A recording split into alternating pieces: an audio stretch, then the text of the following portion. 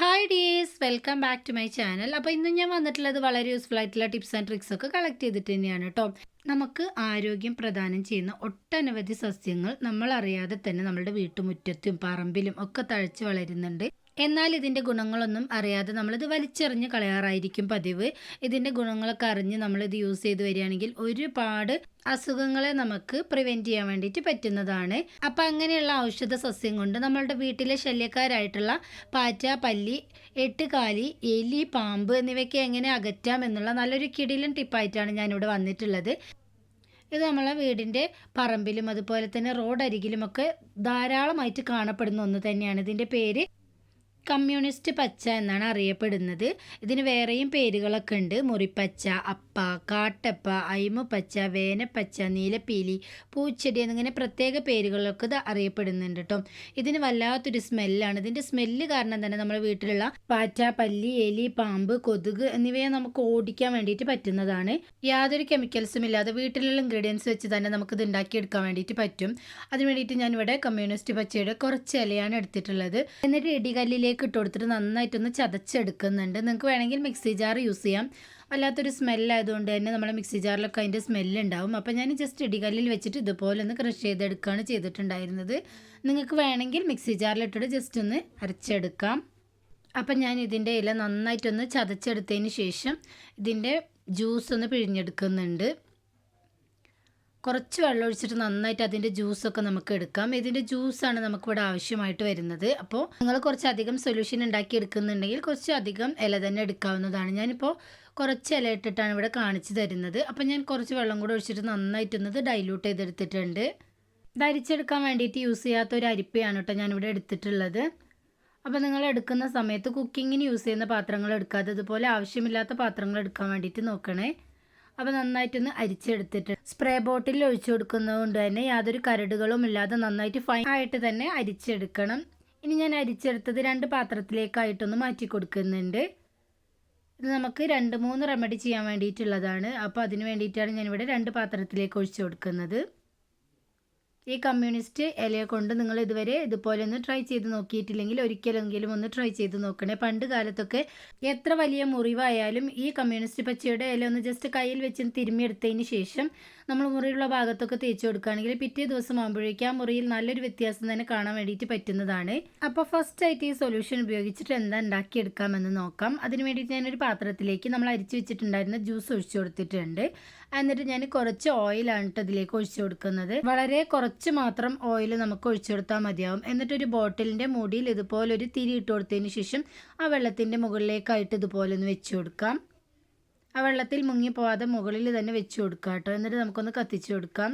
ഇങ്ങനെ നമ്മൾ സന്ധ്യാസമയത്തൊക്കെ കത്തിച്ച് കൊടുക്കുകയാണെങ്കിൽ ഇതിൻ്റെ സ്മെല്ലിന് നമ്മുടെ വീട്ടിലേക്ക് പാറ്റ, പല്ലി അതുപോലെ തന്നെ കൊതുക് ഒന്നും തന്നെ വരില്ല കേട്ടോ. നല്ലൊരു സ്മെല്ലാണ് നമ്മുടെ വീട് മുഴുവനായിട്ടും.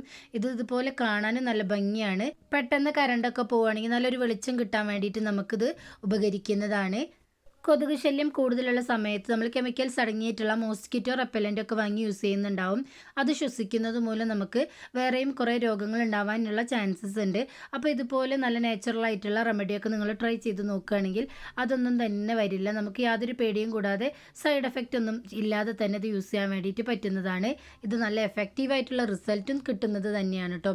ബോട്ടിലിൽ ഹോൾ ഇട്ട് കൊടുക്കുന്ന സമയത്ത് ചെറിയൊരു ഹോൾ ഇട്ട് കൊടുക്കുക. എന്നിട്ട് ഒരു തിരി ഇട്ട് കൊടുക്കുകയാണെങ്കിൽ അതിൻ്റെ ഇടയിലുള്ള വെള്ളമൊന്നും കയറാതെ നമുക്ക് കുറേ സമയത്ത് നിന്ന് കത്തുന്നതാണ്. അപ്പോൾ എല്ലാവരും ഈ രീതിയിലൊന്ന് ട്രൈ ചെയ്ത് നോക്കിയിട്ട് നിങ്ങൾക്ക് റിസൾട്ട് കിട്ടിയോ ഇല്ലെന്ന് ഫീഡ്ബാക്സ് ആയിട്ട് അറിയിക്കാൻ മറന്നു പോകരുത്.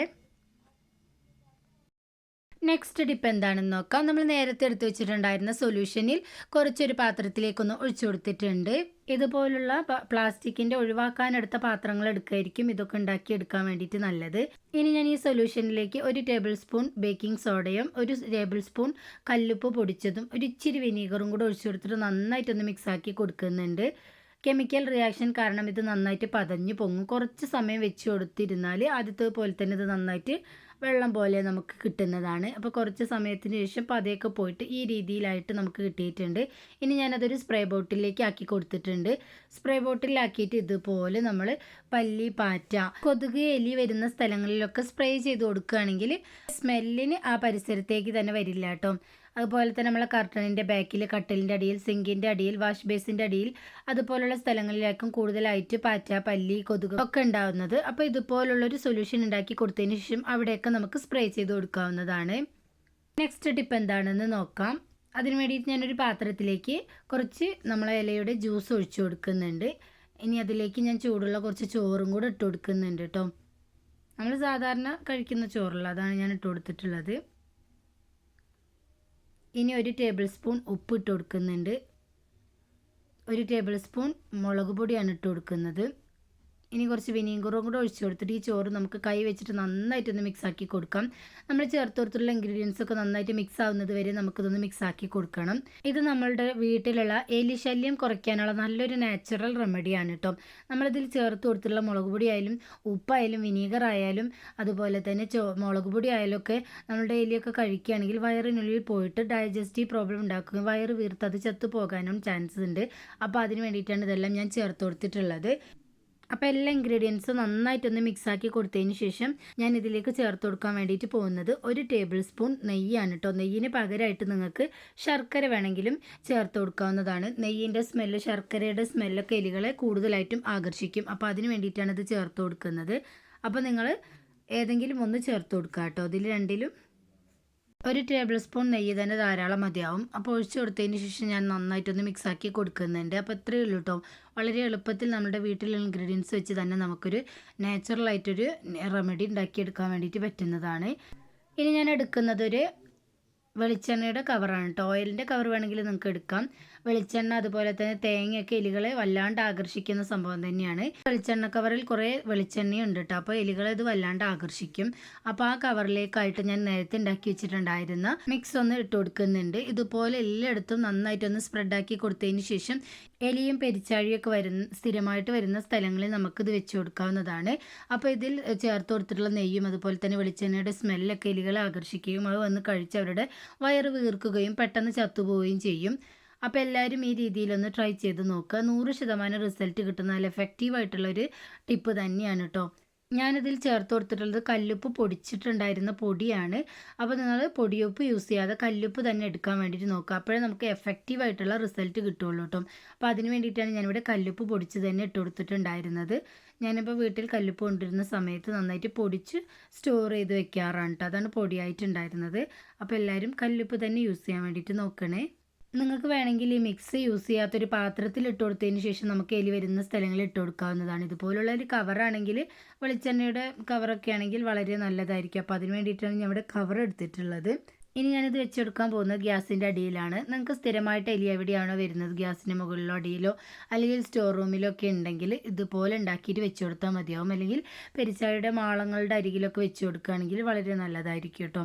അപ്പോൾ നെക്സ്റ്റ് ടിപ്പ് എന്താണെന്ന് നോക്കാം. ഞാൻ നേരത്തെ ഉണ്ടാക്കി വെച്ചിട്ടുണ്ടായിരുന്ന സൊല്യൂഷനിൽ കുറച്ച് പേപ്പർ ഒന്ന് ഇട്ട് ഡിപ്പ് ചെയ്യുന്നുണ്ട്. നിങ്ങൾക്ക് വേണമെങ്കിൽ ന്യൂസ് പേപ്പറോ അല്ലെങ്കിൽ കോട്ടൻ്റെ തുണിയോ വേണമെങ്കിൽ ഇതിന് പകരമായിട്ട് എടുക്കാവുന്നതാണ്. എന്നിട്ട് ഒരു അരമണിക്കൂറിൽ വെയിലിൽ വെച്ച് ഉണക്കിയെടുക്കുക. ഞാനിത് നമ്മൾ നേരത്തെ ഉണ്ടാക്കിയെടുത്തിട്ടുണ്ടായിരുന്ന ജ്യൂസ് മാത്രം അരിച്ചെടുത്തില്ല, അതിലാണ് ഇട്ട് ഡിപ്പ് ചെയ്തത്. നിങ്ങൾക്ക് വേണമെങ്കിൽ നമ്മൾ അരിച്ചെടുത്തതിൻ്റെ വേസ്റ്റ് ഉണ്ടായിരുന്നില്ല, അതും ഇതിലേക്ക് ഇട്ട് കൊടുത്തിട്ട് വെയിലിൽ വെച്ച് ഉണക്കിയെടുക്കാവുന്നതാണ്. ഞാനിപ്പോൾ ആ ജ്യൂസ് മാത്രമാണ് മുക്കിയെടുത്തിട്ടുണ്ടായിരുന്നത്.